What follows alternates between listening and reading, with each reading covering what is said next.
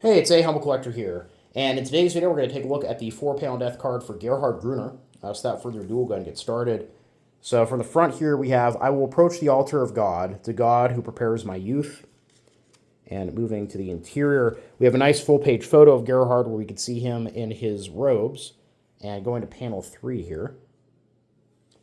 In pious memory of Frater, which is brother Gerhard Groner, S.J., which is the Society of Jesus, or the Jesuit order, who was a Sanitats Unteroffizier, born on October 10th, 1914 in Karlsruhe, joined the Society of Jesus on April 28th, 1935, and died on February 3rd, 1940 in the service of his country. And moving to the very bottom here, Brother Gruner was a cheerful, open-minded, strong-willed character. Even at middle school, he became a helper and pioneer for many of his comrades. His pious spirit drew him to the priesthood and religious order. After the novitiate in Feldkirch, he studied philosophy in Pulak. When war broke out, he and around 70 fellow brothers exchanged their habits for their uniforms. As a soldier, Brother Groner was soon at the center of genuine and noble camaraderie again. His rapid promotion demonstrated how much he had won the trust of his superiors. On the holy night of 1939, Brother Groner gave himself to God again by renewing his vows. On the day after the sacrifice of Christ and Mary, God accepted the sacrifice of his life. And that last reference here, I believe, is to Candlemass, which is February 2nd, which aligns with the presentation of Jesus in the temple. It kind of isn't really celebrated as much today. It's a bit more of an obscure church holiday, but obviously at the time it was more significant. And then continuing on to panel 4 here. We trust that Jesus has included him in the ranks of his holy fellow brothers in the orders of St. Aloysius, Berkmans, and Stanislaus, R.I.P. Oh, the depth of the riches and wisdom and knowledge of God, how unsearchable are his counsels, how unfathomable his ways. For who has understood the thoughts of the Lord? Who is his counselor? Who first gives him what he should be repaid? From him and through him and to him are all things. To him be glory forever and ever. Amen. Now, I actually did find a casualty record for Gerhard. I'll go ahead and put that up on the screen as I reopen the card here. Gerhard was serving with the 2nd Company of Infantry Regiment 315, which was part of the 167th Infantry Division, and he appears to have died at the Reserve Hospital in Neuberg from meningitis. So, not a combat-related injury, but a illness. And I do actually have several cards for other members of the 167th Infantry Division. Aloy Megala was a Schütze in the 8th Company of Infantry Regiment 339 and was killed by artillery at Tberichi, Russia on September 10th, 1941. Ludwig Zauner was a Gefreiter in the 1st Company of Infantry Regiment 331 and died as a result of shrapnel which severed an artery in his thigh at Pochep, Russia on September 24th, 1941.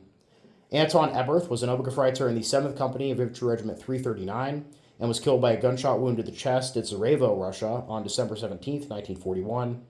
Josef Brukel was an Obergefreiter, Funker, and Frundsprecher in the 2nd Battery of Artillery Regiment 238 and was killed by a headshot at Fedinskoye, Russia on December 28, 1941. Georg Berndell was an Obergefreiter in the Staff Company of Grenadier Regiment 339 and was killed when a mine blew off his left leg at Pokrovka, Russia on July 8, 1943. Michael Kloffenbach was an Obergefreiter in the 5th Company, Grenadier Regiment 339, and was killed by an artillery shot to the head at Ivanovko, Ukraine on November 22, 1943. Johann Berkner was an Obergefreiter in the 1st Company of Divisional Fusilier Battalion 167 and was killed by a gut shot at Novaya Skaleva on November 28, 1943. So yeah, overall, really interesting card. It's not too uncommon to see priests and monks in the ranks of the medics. A lot of people, when I review these cards, they're kind of shocked because there's this idea that the Nazis were against Christianity, and they were, to be fair, but they couldn't get rid of it overnight. It's a very complex relationship. And so, a lot of people, when they see a priest, they might think that he was acting as a chaplain. Most likely was not officially. It was very hard to become a chaplain in the German army during World War II.